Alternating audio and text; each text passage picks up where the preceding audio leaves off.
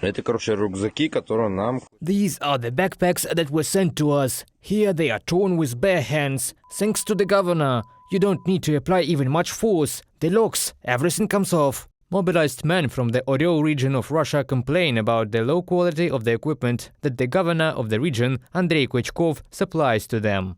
В полевых условиях нужно открыть банку. Что им можно? In field conditions, you need to open a jar with it. What the hell can you do with this knife? You would cut off your hand. How will the soldier use it? It's all bent. That's how it is. Backpacks and boots are torn. Knives are broken at the first attempt to open a tin can. Ребята очень жалуются на рюкзаки, на деревянные берцы.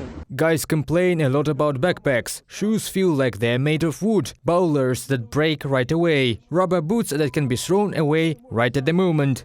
In response to the claims of the mobilized, the government said that the authors of these videos were drunk and the goods were purchased from which were in stock. Soldiers just don't need to break them. Well, if someone doesn't like the equipment we provide, buy something yourself. If something is missing, you don't argue about tastes. Those mobilized from the Arkhangelsk region of Russia made similar claims. The humanitarian aid package contained rubber boots instead of a tactical bag, a simple bag with a strap, thin underwear, as well as expired packages of gingerbread. Зимние сапоги. Аля, нас отправляют в зиму, мы ни разу не замерзнем. Вообще, в зимних сапогах мы не замерзнем. Winter boots. They sent us to fight during winter. We will never freeze in these boots. It's junk. Bejos are good for 15 days, until September 9th, 2022. Today we have November 7th. Since the beginning of partial mobilization, complaints have been received from almost all regions about poor quality supplies. Recruits also report that they are placed in unheated barracks. Hot meals and even firewood are not provided, and that their families are forced to buy equipment with their own money, from bulletproof vests to medicines.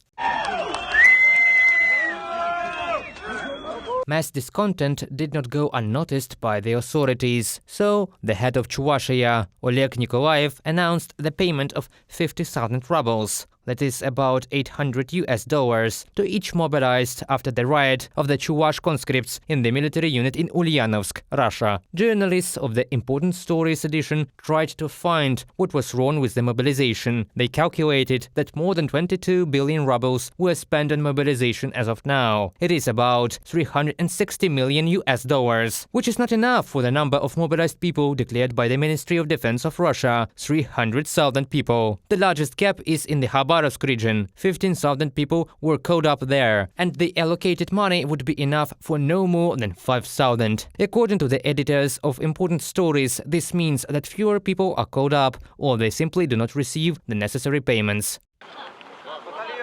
People are sent to the front line from Russia indiscriminately. Fathers of many children, seriously ill people, people with disabilities. So, in the Tula region, a man with a personality disorder was mobilized. The prisoners are also fighting against the Ukrainian army. In the Krasnoyarsk region, a priest blessed at least 100 prisoners for the war. They were recruited by private military company Wagner, Current Time reports.